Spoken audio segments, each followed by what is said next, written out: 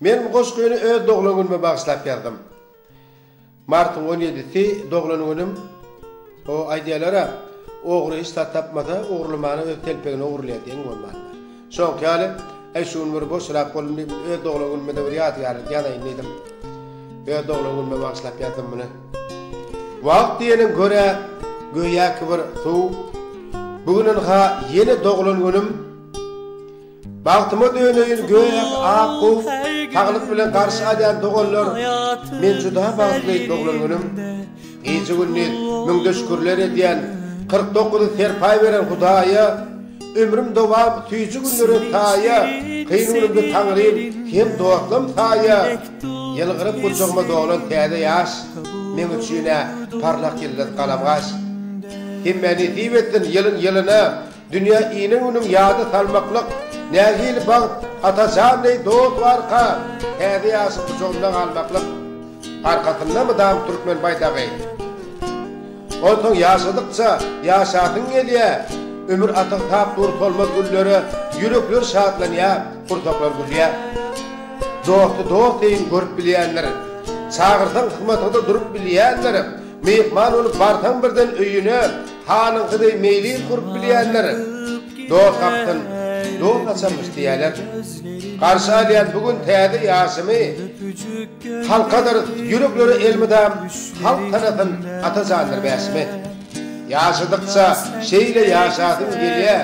Yaşamak bak bu päkide durmuşda günüm güllet geçer.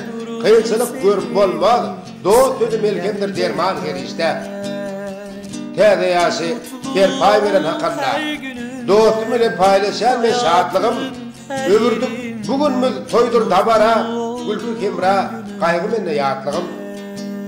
Kıdrat hayaly her bir günüňde keň bilen deň durýan dost bolsaýaksy ança bartaň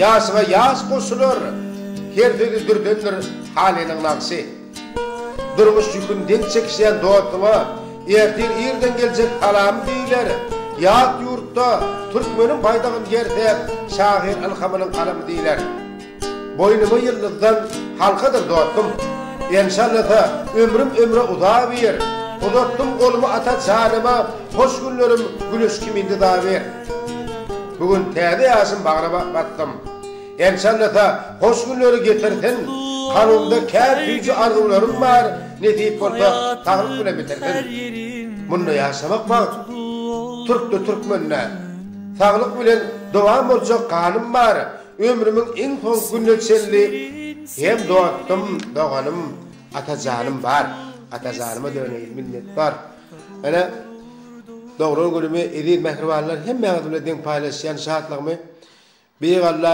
hemmeňize uzak ömür giň döwlet bersin gadyrdanlarym biziň şu daşerur dedek meçekenlerimize hemmesine Allah uzak ömür giň döwlet bersin atajanım kimdiň dostlugymy diýýär tüýjü bal dostlugy bakan Allah beýgalla hemme içetin inşallah da ömürleri uzatyn edil mehribanlar